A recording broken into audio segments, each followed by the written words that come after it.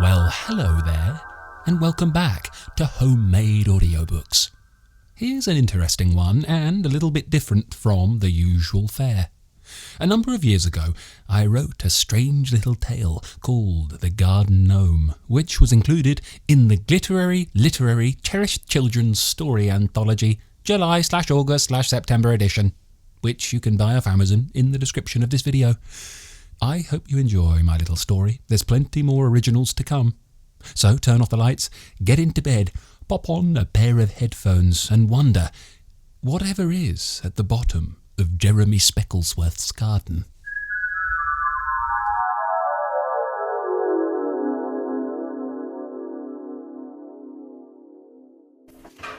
It was a glorious late afternoon in autumn, and Jeremy Specklesworth was washing up in his little sunny kitchen. Tired but content, he lathered up the crockery and dozily gazed out of the window towards the bottom of his garden, where his eyes had rested hundreds, if not thousands of times before. He paused, shook his hands down, he never wore marigolds, and took a swig of the piping hot mug of black coffee that sat on the worktop beside him. The sun, although now bowing out for the day, had made it all rather tough going, and he felt fairly light-headed. Taking a breath and letting it out slowly, he turned around and caught the eyes of his black and white cat that was perched on a stool, gazing aloofly at him. Jeremy chuckled to himself and shook his head. The thick white fur on the cat's chest always reminded him of a smart, tiny dinner suit, and after realizing it was not to be fed, the always ready but unfulfilled patron let out a little yell, jumped down and loped off through the cat flap into the garden, throwing another meow over its disconsolate shoulder. Jeremy's eyes followed the cat as it ambled down the path towards the end of the long garden, whereupon it disappeared into a large bush that hugged the perimeter fence. He sighed again and noticed a largish mound of wet leaves that he hadn't seen before lying covered in shade at the base of the oak tree. Odd, he thought to himself. He'd made a concerted effort to tidy that very spot yesterday, clearing the crackling gold and brown leaves that had amassed over the last couple of weeks, then carefully placing them in a refuse bag and proceeding to hoy it at the local children. He toyed with the somewhat fantastical idea that the mound was a pile of riches belonging to some unknown race of ethereal beings. What else, he decided upon after deliberation, and that now, sitting at the end of his garden, was a small fortune. He smiled and daydreamed a little more, carefully flicking a soapsud off his knitwear, and went to work on a pesky casserole dish that had been burnt, his face a picture of glazed determination. Glancing up again through the window at the leaves, he was surprised to see the pile seemingly rustle and shake a little. He strained over his spectacles and examined his luscious garden more carefully. Perhaps the heap concealed a rat, or his tabby had doubled back and hidden itself, and was now enjoying a tussle with a mouse or two. All of a sudden, Jeremy dropped a teaspoon into the murky water. His mouth drew open into a wide O shape.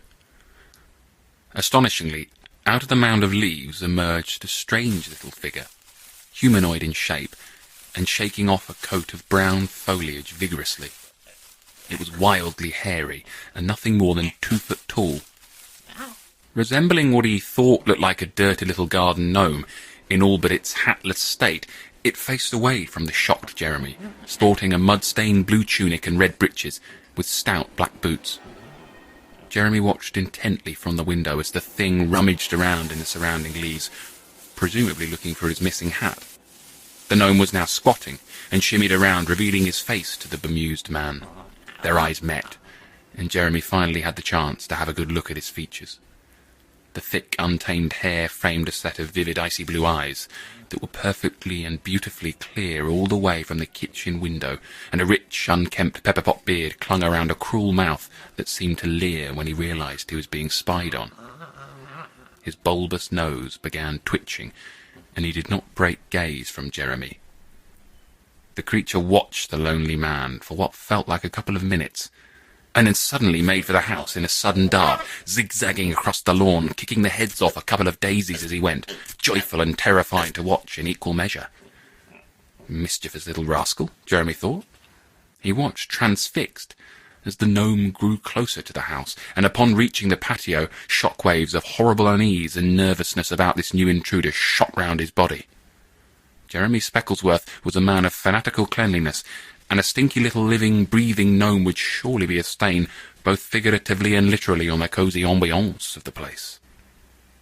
As the gnome reached the back door, it could no longer be seen from where Jeremy was standing. There was silence. The man paused, his hands frozen in the air. The whole incident must have only taken 45 seconds in total, but it was to be the calm before the storm. Then, suddenly, bang! What on earth is it doing now? Jeremy thought, hurrying to the door.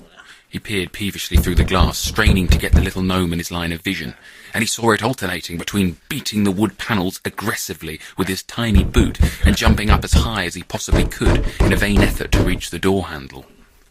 Jeremy watched the miscreant warily through the glass pane, and as it jumped, it noticed Jeremy's wide-eyed astonishment, and grinned, that same ugly smile he'd showcased on the lawn. Popping in and out of frame, he blew a raspberry at Jeremy, and let out a little cackle of delight, his wild hair dancing about his head, backlit by the disappearing sun, giving him a manic, wispy halo of grey. Jeremy locked the door just to be on the safe side, and the banging and clamouring died down. He thought he could hear a little gurgling and moaning on the other side of the door, followed by a doggish panting, and then dejected stillness. He moved back towards the glass, but could no longer see the gnome, so he called out warily. "You can't come in here, you horrible little thing." He wiped a bead of perspiration that had formed on his brow. "Whatever do you want from me?" His voice wavered a little, and Jeremy, catching himself nodding into cowardice, shook his head vivaciously in an attempt to steel himself. He put his hand on the chipped wooden door and pressed his ear against the paint, listening to the quiet. Had he imagined it all? Was this grotesque thing a mere figment of his bored mind? Perhaps staid domesticity had finally got the better of him, and was conjuring up nonsense in the fast-approaching dusk. Then came the dawning realization of the recently installed cat flap in the door, and Jeremy backed off just in time as the gnome thrust its way through the swinging hatch, headfirst and furious. With a shriek, Jeremy thought it had got through the full way, but it had in fact only managed to get its face through. With wide shoulders and a stocky little body, there was no way that thing could gain entry to the man's home, a home that was fast becoming a stronghold. The face hung from the cat flap and looked at Jeremy greedily with those piercing blue eyes, its little pair of hands coming through the flap as well, long, jagged, yellow fingernails that looked like they could do some serious damage. Its wild greyish-white hair hung around his face, resembling a grotesque Christmas ornament, and all the while it was grinning. Suddenly its expression changed. The brows furrowed, the nose twitched, and the cheeks reddened to an angry maroon, and for the first time it cranked out some harsh speech. "Let me in! Let me in! Let me in!" Banging his head forward until its shoulders hit against the door, the gnome aggressively rattled the frame. "Why won't you let me in? I've got so much to tell you." "I'll do nothing of the sort. You're a grubby little no-good garden gnome. And besides, I've just cleaned the kitchen." At this, it moaned and gargled a little, and its eyes rolled around in their wrinkled sockets. "Kitchen?" It spat nastily on the tiles, a little projectile of splashy yellow. "Let me in, or I will rip your nose off." Jeremy was shocked. "I shan't be letting you anywhere on the premises." He shook his head, appearing in all pretensions as a man of confidence, but instead a terrified bubble was rising up through his chest and into the bottom of his throat. I shan't be bullied. Now, there it is. Nothing more to say on the matter. Off with you!"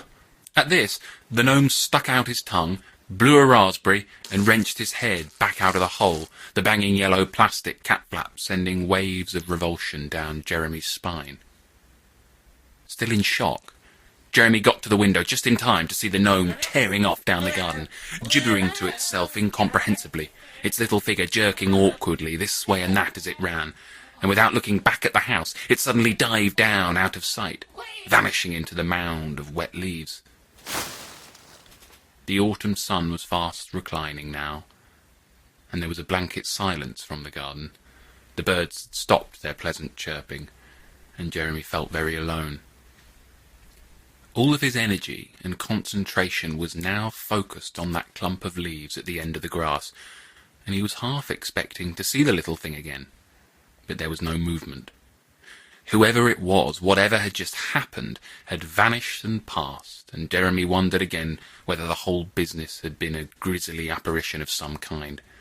The leathery brown of the gnome's face certainly resembled the old bark of the oak tree that sat hunched at the fence. Perhaps his active mind had fashioned one from the other. The morning cobwebs could have manifested themselves in the gnome's wispy hair, the flapping fabric on the washing line, the gnome's outfit. Slowly, and as if transfixed, Jeremy tore his white knuckles from the basin that he had been gripping hard, and unblinkingly moved towards the back door. He unlocked it and stepped outside. The air was warm and still, and he had been ready to squint against the light that was slinking off, but it was actually rather darker than he expected. The sun wasn't as prominent without the kitchen window to disturb and expand its rays, and Jeremy gazed at the drowsy warm fuzz that peeped over the top of his fence. Without thinking, he moved quickly towards the end of the garden. It really was a very pleasant evening, he thought to himself, and if it wasn't for that creature throwing him off, it would have been the perfect occasion for a garden doze and a good book. Arriving at the origin point of the little beast, Jeremy took to his haunches and peered in at the black hole that was in the lower regions of the leafy heap. It appeared to have grown. When Jeremy had seen the gnome struggling to get out of it, it could have only been 1 or 2 feet wide at most, but now it could easily accommodate a crawling human. Before he could think about what to do next, Jeremy found himself feverishly dragging his jumper off, and then he was on his knees peering into the darkness. Everything was very still now, and it was as if nothing in the world mattered but the contents of the tunnel that lay before him. It was mindfulness in the extreme. Jeremy's complete being was focused and now increasingly curious to descend. Everyday worries seemed to have quietly faded into the background.